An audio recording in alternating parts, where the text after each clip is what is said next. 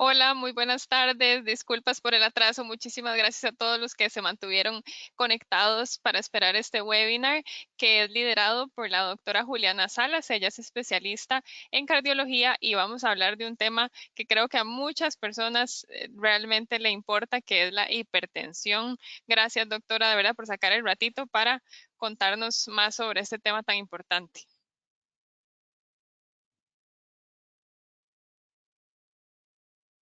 ¿Nos escucha, doctora? Sí, se ve, Sí, señora. nada más. Ok, perfecto. Entonces, buenas tardes a todos. Perdón un poco por el atraso, es que estaba con un paciente. Vamos a hablar de algunos tips sobre presión arterial, pero primero vamos a ir definiendo qué es cada una de estas cosas.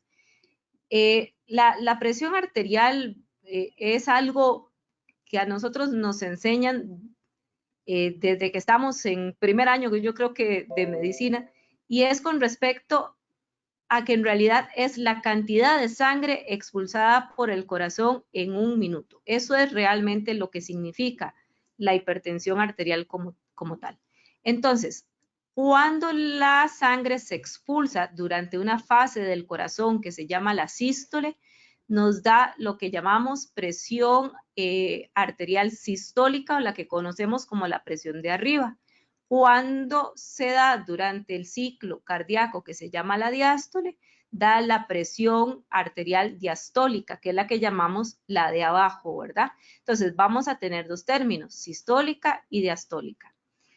Conforme aumenta la edad, la presión arterial sistólica, la de arriba, se vuelve más importante. Entonces, no es infrecuente que cuando tengamos más de 70, 80, por lo general tengamos, por ejemplo, 140, 60, 150, 60, etc. La presión arterial depende de muchas cosas, depende de este montón de sustancias que se liberan en el torrente sanguíneo, que es donde van a actuar los diferentes fármacos antihipertensivos, y depende del riñón también. ¿Y por qué traigo a colación esto? Porque del manejo de la presión y del riñón depende mucho la sal o el sodio. Por eso es que nosotros, entre las cosas que les insistimos a los pacientes cuando son hipertensos, es que consuman menos cantidad de sal, porque resulta que el riñón tiene que ver en esa regulación de la presión arterial. Ahora bien, cuando hablamos quién es hipertenso, decimos que hipertenso es todo aquel que tenga una presión arterial sistólica mayor a 140 o igual, o una presión arterial diastólica mayor o igual a 90. Puedo tener, como les dije en la diapositiva anterior, solo esta elevada y esta normal, o puedo tener tanto la sistólica como la diastólica. Hay también muchos factores de riesgo que nos ayudan a ser más hipertensos de la cuenta. El colesterol definitivamente es uno de ellos, el tabaquismo, y ellos en conjunto, junto con la hipertensión, nos van a ayudar a ser uno de los riesgos más importantes de enfermedad cardiovascular en general.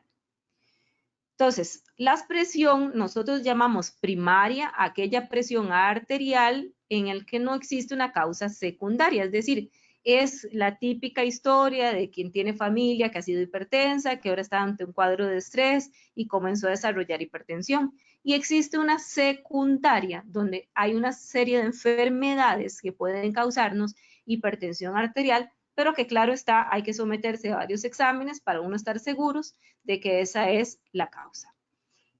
En paciente mayor, en adulto mayor, de las cosas más importantes es la presión de arriba, lo que les decía, que puede haber una hipertensión sistólica aislada.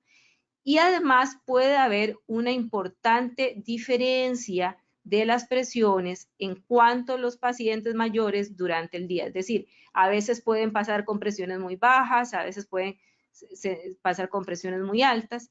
Y eso es importante en el adulto mayor, que nos es muy difícil, por cierto, de tratar. ¿Cómo diagnostico? Yo no puedo diagnosticar presión arterial solo con una toma.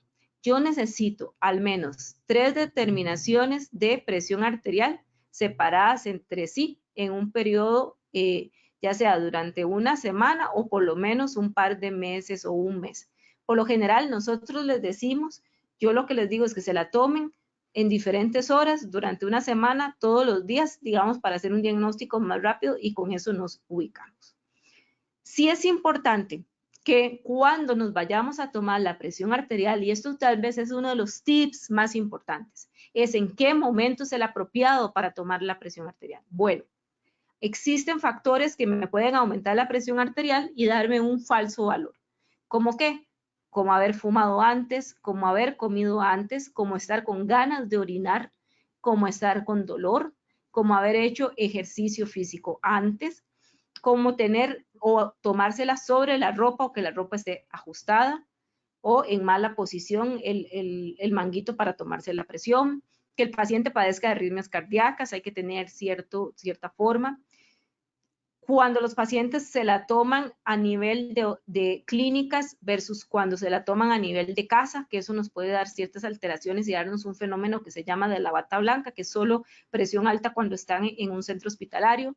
Si el paciente tomó alcohol, si acaba de tomar café, si está en un ambiente o muy cálido o muy frío, o si hay ansiedad. Entonces, en general, nosotros tenemos que tomar la presión habiendo estado, ojalá, yo siempre les digo, una hora después de comer o antes de comer, que estemos sentados, tranquilos, 5 minutos por lo menos, usar el brazo izquierdo, que esté ojalá a nivel del corazón, y que sea con un manguito que nos rodee todo el brazo. Preferiblemente que puede ser automático, no importa, pero que sea de brazo, no de muñeca. Las muñecas, los manguitos de muñeca nos suelen dar valores malos, ya sean para arriba o para abajo. Y esto es porque el brazo tiene una arteria grande, que es la que permite determinar mejor la presión que la muñeca, que tiene una arteria muy chiquitita y se colapsa muy fácilmente, y eso nos puede dar valores mal. Entonces era lo que les decía, yo ocupo un ambiente tranquilo, el manguito debe cubrir 2/3 del miembro, debe de estar 2 a 3 centímetros de la flexura del codo, que eso es importante, ¿verdad? Ni muy arriba, ni muy abajo. Hay que estar sentadito con los 2 pies apoyados en el suelo y con el brazo al mismo nivel en el corazón, y a algunos pacientes pues se les puede tomar de pie, etc. Entonces esto es, en este dibujito lo vemos. Entonces, que rodee el brazo, 2/3 al menos, que esté 2 a 3 milímetros de donde se flexiona el brazo, y así se toma la presión arterial, guardar silencio, no conversar. Si lo toman, digamos, auscultándola, hay que inflar el manguito 30 milímetros de mercurio por encima de la presión que saben que tenga el paciente. Si es alguien que lo sabe tomar manual, si no, se puede hacer con los electrónicos, no hay ningún problema. Importante es que poco a poco se nos ha ido clasificando la presión arterial, pero recordar que ya presiones de 140, 90 ya para nosotros son presiones elevadas. La única excepción probablemente es el adulto mayor, que a él sí le vamos a permitir unas presiones, digamos, un poco más elevadas. Ya cuando son presiones de más de 180 sobre 110, esto debe ser visto ojalá en un servicio de emergencias, porque eso se considera una emergencia hipertensiva y hay que tratar pues de bajar un poco las cifras tensionales, no necesariamente que el paciente quede con presiones normales, pero sí por lo menos que se pueda bajar un poco más para no tener el riesgo de que vaya a subir. Idealmente deberíamos de estar menos de 120 y menos de 80, ¿verdad? Eso es muy, muy importante. Ya somos prehipertensos entre 120 a 139 la sistólica, o entre 80 y 89 la diastólica. Como les dije, o son las dos, o es una y es otra. Ok, puede haber o no síntomas, eso es una gran discusión. Hay gente que nunca tiene síntomas. O sea, existe un grupo de pacientes que se dieron cuenta que tenían la presión alta un día solo porque se les ocurrió tomárselas. Hay otros que solo es con ciertas pruebas que nos damos cuenta que tienen realmente sintomatología, y existe las emergencias como tal, en el cual el paciente sí presenta dolor torácico, falta de aire, etcétera, y tiene presión alta. Pero este es la gran minoría de casos. La gran mayoría, puedo decir que el 90% no presentan síntomas. ¿Qué es lo que más vemos cuando presenta. Son muy inespecíficos, pueden ser silenciosos, pero lo que más los pacientes nos hablan es de dolor de cabeza, de mareo, de sensación de inestabilidad. Yo les digo como estar uno medio atontado, medio abrumado. Algunos pacientes dicen que tienen algún trastorno visual. Hay gente que puede sangrar por la nariz y hay quienes pueden hacer hemorragia en los ojos como consecuencia de las presiones altas. Estas ya son probablemente presiones muy altas que ya causaron eso. Importante, no solamente la presión arterial es un factor de riesgo, y no solamente ella nos puede dar mal pronóstico, nos lo da el tabaco, el colesterol alto, la diabetes, el tener sobrepeso, si hay antecedentes familiares de enfermedad cardiovascular, si ya pasamos más allá ahí de los 50, 55, generalmente los hombres tienen más riesgo cardiovascular que las mujeres, si somos sedentarios o si somos un poco estresados, eso es parte. Se puede complicar, o sea, la presión arterial se le llama el enemigo silencioso y sus lugares que más les gusta no solamente es el corazón, es decir, todo el mundo cree que si yo tengo presión alta me voy a infartar o me va a dar insuficiencia cardíaca o el corazón se me va a poner grueso. También el riñón es uno de los órganos favoritos de la presión arterial, entonces nos puede causar una nefropatía a nivel cerebral, nos puede dar enfermedad cerebrovascular, es decir, derrames, desde microderrames hasta un derrame grande, y en los ojos nos puede dar una cosa que se llama retinopatía, que es la alteración del fondo de ojo, donde las arterias del ojo se hacen delgaditas, más pequeñitas, y eso nos puede provocar trastornos visuales. ¿Qué es lo más importante? Al fin de cuentas, el tratamiento farmacológico nos toca a nosotros como especialistas. Lo más importante es toda la parte no farmacológica que va a depender mucho del paciente. Reducir el peso corporal, tratar de que si tenemos un sobrepeso, poder bajar ese peso. Se ha visto que bajar el peso puede bajar la presión hasta en 5 milímetros de mercurio. La restricción de la sal, por lo que les decía, de que hay un porcentaje de pacientes que por este mecanismo por el cual se da la presión arterial, el riñón tiene que ver con el manejo de sal, entonces restringir la sal. Importante, no es que no consuman sal, ¿verdad? Yo siempre digo que nunca hay que ser más papista que el papa, sino que, por ejemplo, no excedan en el uso de sal, no le pongan, por ejemplo, un exceso de sal a la comida, de que en lugar de cocinar usando cubitos Maggi, en lugar de utilizar sopa Maggi, salsa lisanos, etcétera, que tiene mucha sal, utilizar únicamente todo lo que sean condimentos naturales y un poquito de sal. Si van a un restaurante, no agregar, ¿verdad? Eso es importante. Reducir las grasas saturadas, aumentar el consumo de frutas y verduras, por favor, hacer ejercicio, media hora, con que salgan a caminar 30 minutos, ojalá todos los días, es suficiente para nosotros, al menos 5 veces por semana, 30 minutos, no necesitan hacer ningún ejercicio ni comprar nada especial, es solo salir a caminar 30 minutos. El consumo de alcohol lo debemos de limitar. Hay algunas discusiones sobre si el alcohol es malo, sobre si es bueno. Nadie se ha puesto de acuerdo. Se sabe que hay algunos licores como el vino que pueden ser cardioprotectores, pero a pequeñas cantidades, si acaso una copa. Y hace poco salió un estudio donde dice que si usted nunca ha tomado licor, pues no lo inicie. Es más el perjudicial iniciarlo que el que ya lo consume. El que ya lo consume, lo que hay que hacer es limitarlo definitivamente y, por supuesto, dejar de fumar, porque el tabaco es uno de los mayores hipertensores que hay, además de todo el riesgo coronario y de enfermedad pulmonar que hay.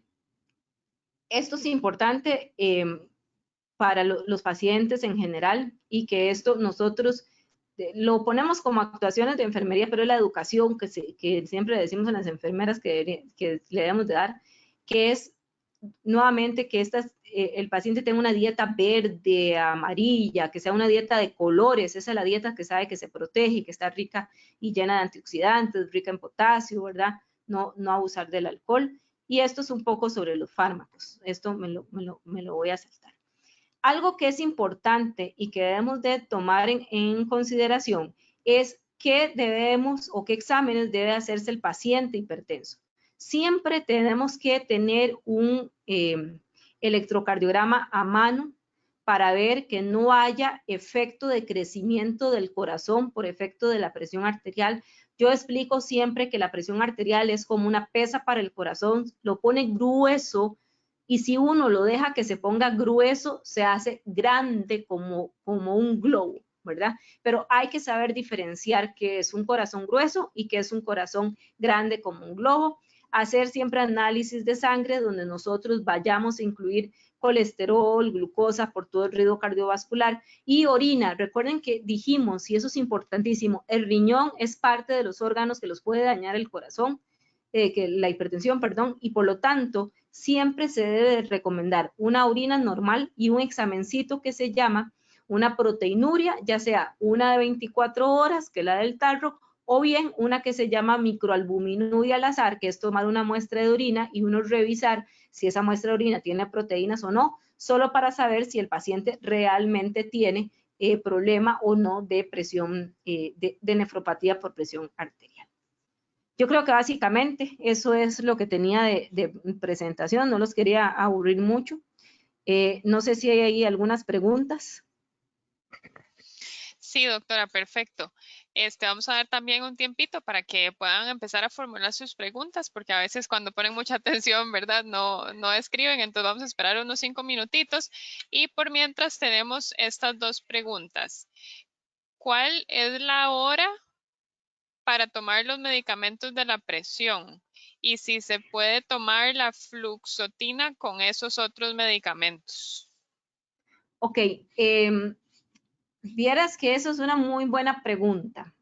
Hace algún tiempo se dijo que la mejor hora para tomar la presión arterial era el día. Después se dijo que era la noche para evitar el tema de presión arterial durante la madrugada y al despertar.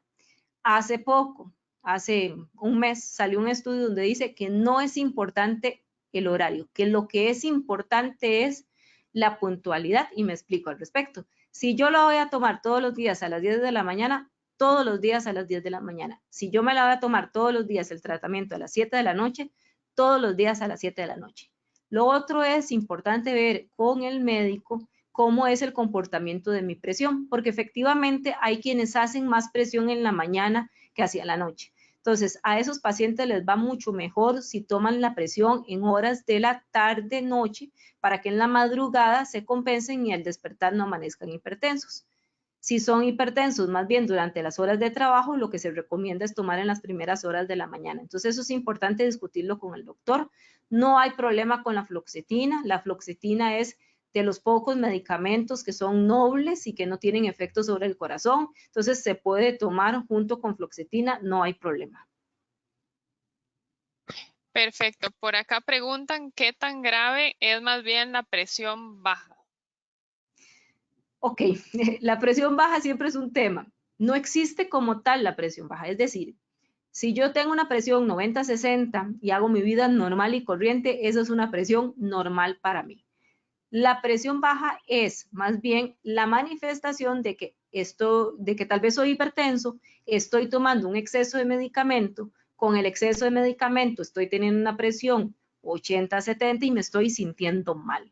Pero si yo por tratamiento de presión arterial ando con presiones bajas y me siento bien, eso es lo ideal. Las guías lo que dicen es que entre más presión normal yo ande más hacia abajo, ojalá de 120-80, menos riesgo de que tenga efectos a largo plazo de presión arterial.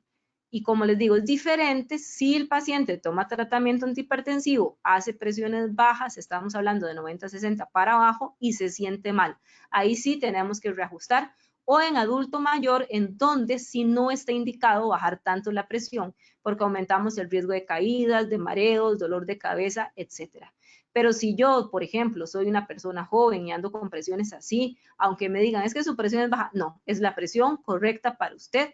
Mientras no tenga síntomas, mientras haga una vida normal, no hay ningún problema. Eso es muy importante aclarar.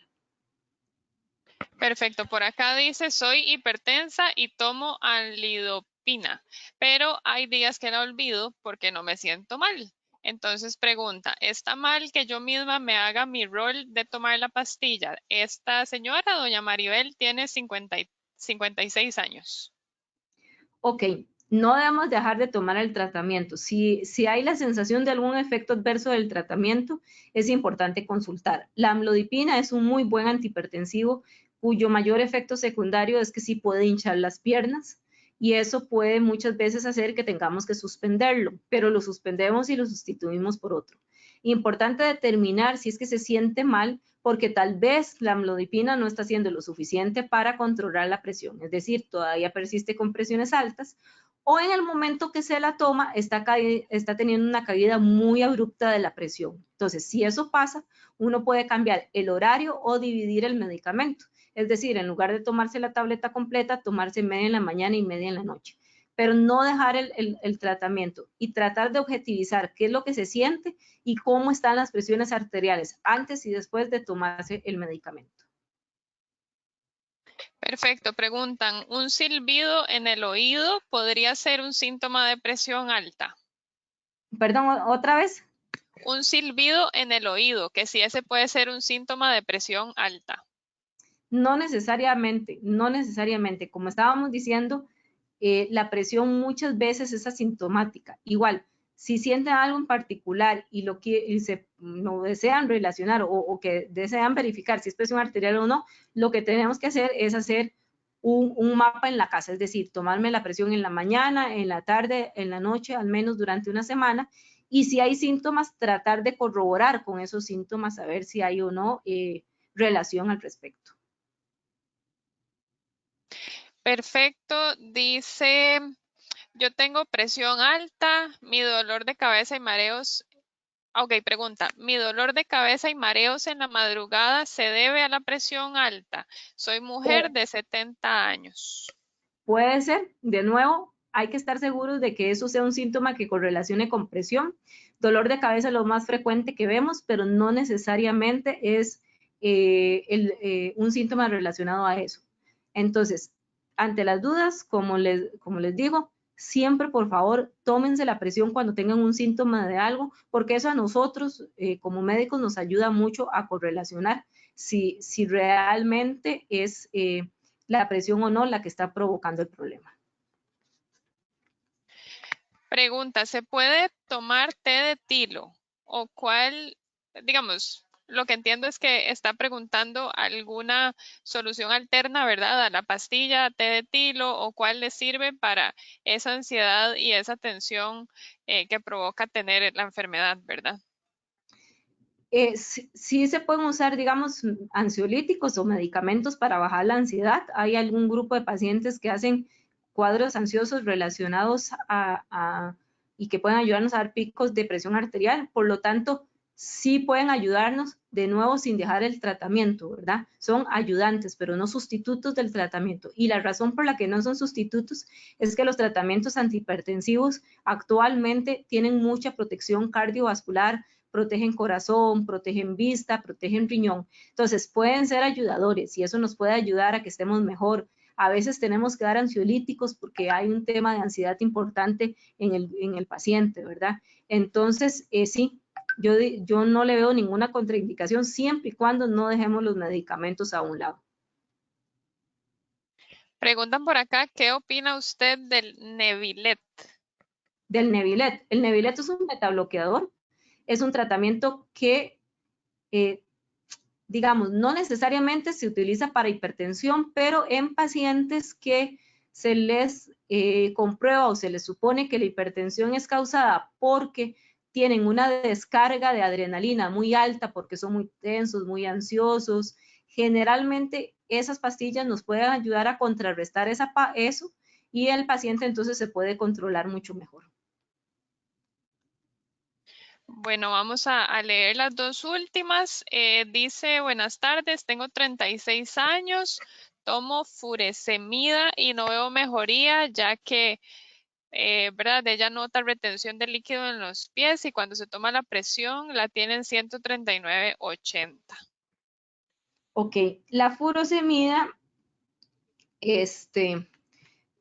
Estrictamente hablando, no es un antihipertensivo, se puede utilizar de complemento y lo usamos mucho efectivamente cuando hay retención de líquido, porque sí se sabe que el aumento del volumen nos puede aumentar la presión arterial. Por eso cuando alguien se desmaya, por ejemplo, y se cree que la presión está baja, uno le dice que tome líquido. Eso es exactamente igual. Entonces, el uso de furosemida puede ayudar, no es lo ideal. La furosemida lo que nos hace es orinar mucho, y ya les digo, sí puede ayudar a bajar la presión, pero no es un fármaco que nos dé alguna protección al corazón. Entonces, si es complemento de otros medicamentos y se usa básicamente para bajar un poco el edema, no hay problema, pero debe estar complementado con otros medicamentos. Bueno, perfecto. Sí, hay varias consultitas sobre lo que usted ya aclaró al puro principio de a qué hora es recomendable tomar la pastilla, ¿verdad? Entonces, nada más recapitular que si la toma a una hora, que sea esa misma hora, ¿verdad? Durante todas las semanas o los meses que tenga que tomarlo, ¿verdad? Correcto. Y preguntan por acá si por COVID o gripe o alguna otra enfermedad, dice que a veces aconsejan dejar ciertas pastillas, ¿verdad? Entonces pregunta que si esto es malo, ¿verdad? Como interrumpir su tratamiento porque tiene gripe, porque tiene COVID, etcétera. Ok, en general, digamos, hay patologías que nos pueden causar hipertensión arterial, hay medicamentos que nos pueden causar hipertensión arterial, pero igual somos un todo, nosotros tenemos que revisar y valorar el paciente desde todo punto de vista. Hay medicamentos que no se pueden suspender aunque causen hipertensión.